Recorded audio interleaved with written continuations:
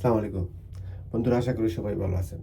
বন্ধুরা, জেনারেল আজিজ আহমেদ আমাদের সাবেক সেনাপ্রধান। উনি ভিসা স্যাংশন পেয়েছেন, হয়ে গেছে 2-3 দিন, আপনারা সবাই অলরেডি জেনে গেছেন। তা আমি যেটা বলতে চাচ্ছি সেটা হলো যে স্যাংশন পেয়েছেন, ওনারা অন্যায় করছেন, স্যাংশন পেয়েছেন, ঠিক আছে। কিন্তু যে জিনিসটা ওনারা কলুষিত করলেন, ওনারা সেনাবাহিনী, বাংলাদেশ সেনাবাহিনীর মতো একটা প্রতিষ্ঠানকে, একটা ইনস্টিটিউশনকে উনি কলুষিত করেছেন। উনি উনার জীবনের 30-35 বছরের যে কেরিয়ার, যাদের সাথে উনি কাজ করেছেন তাদেরকে, এবং উনার নিজের যে কেরিয়ার সেটাকে কলুষিত করেছেন। কালিমা যুক্ত করেছেন, কালিমা লেপন করছেন। শুধু তাই নয়, সর্বোপরি আমাদের দেশকে কলুষিত করেছেন পুরো বিশ্বের কাছে। পৃথিবীর কোন দেশের সেনাপ্রধান, আমি জানি না, আমার জানা নেই, এভাবে নিজেকে কলঙ্কিত করেছেন, নিজেকে এবং নিজের দেশকে, নিজের ইনস্টিটিউশনকে, যে ইনস্টিটিউশনে উনি 35 বছর চাকরি করছেন সেটাকে কলুষিত করছেন। বেনজির আহমেদ সাহেব একই অবস্থা, 30-35 বছর চাকরি করে পুলিশের মতো একটি সংগঠনের, একটি ইনস্টিটিউশনের, পুলিশ একটি বৃহৎ সংগঠন, একটি বৃহৎ ইনস্টিটিউশনও বটে আমাদের দেশে।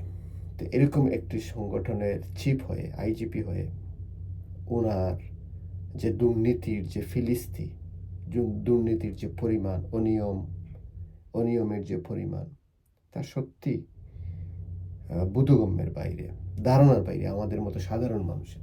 এত টাকা আপনাদের দরকার, এত টাকা, এত সম্পদ আপনাদের দরকার। উচিত কি জানেন? এই যে আপনারা যেভাবে আপনাদের ইনস্টিটিউশনকে, যেখানে চাকরি করছেন, গ্রাম বাংলা একটা কথা বলে না, যে প্লেটে খান ওই প্লেটকেই ছিদ্র করেন। আপনারা হচ্ছেন ওই শ্রেণীর লোক।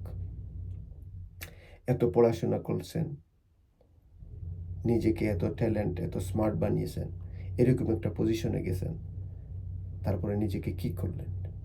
ধ্বংস করে ফেললেন। একটি নর্দমার মধ্যে নিমজ্জিত হলেন নিজে নিজে। কেউ তো আপনাকে নিশ্চয় বাধ্য করেনি দুর্নীতি করতে, ঘুষ খাইতে।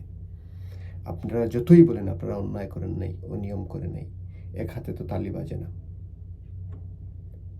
যা রটে তার কিছুটা তো বটে।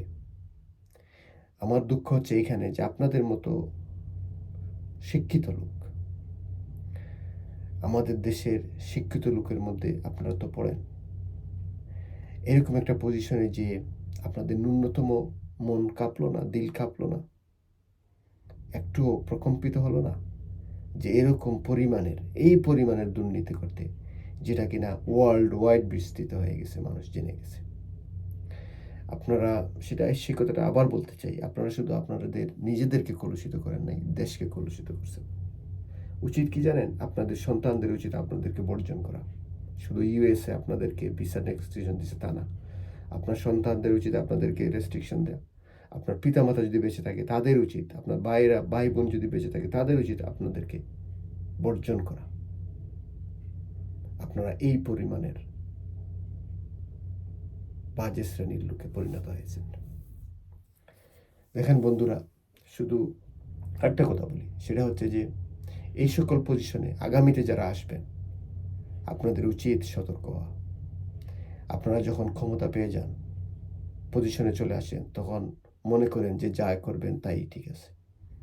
এই দেখেন পরিণতি হয়ে গেছে না? এখন ওনাদের জীবনের আর কিছু বাকি থাকলো? কোনো অর্জন আর বাকি রয়েছে? কোনো অর্জন আর অর্জন থাকলো? সব ধ্বংস হয়ে গেছে, ছাই হয়ে গেছে আমার মতে। শুধু ছাই হয় নাই, ওনারা যে নিজেরা ধ্বংস হয়েছেন তা না। আমি বারবার বলতেছি, বাংলাদেশ আর্মির মতো একটি প্রতিষ্ঠানকে ওনারা কলুষিত করলেন, এই দায় কে নেবে? বাংলাদেশ পুলিশের মতো একটা প্রতিষ্ঠানকে কলঙ্কিত করলেন, এই দায় কে নেবে? আপনাদের উচিত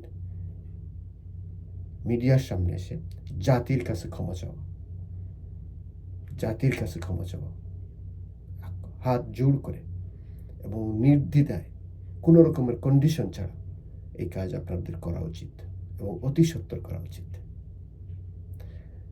যা পানিশমেন্ট আপনারা পানিশমেন্টটা পেয়েছেন, এতে যদি এই ক্ষমা চাওয়ার পরে যদি এতে যদি আমাদের প্রতিষ্ঠানগুলিতে যারা কাজ করেন, তারা যদি কিছুটা হলেও রিলিফ পান। ধন্যবাদ। খোদা হাফেজ। God bless Bangladesh.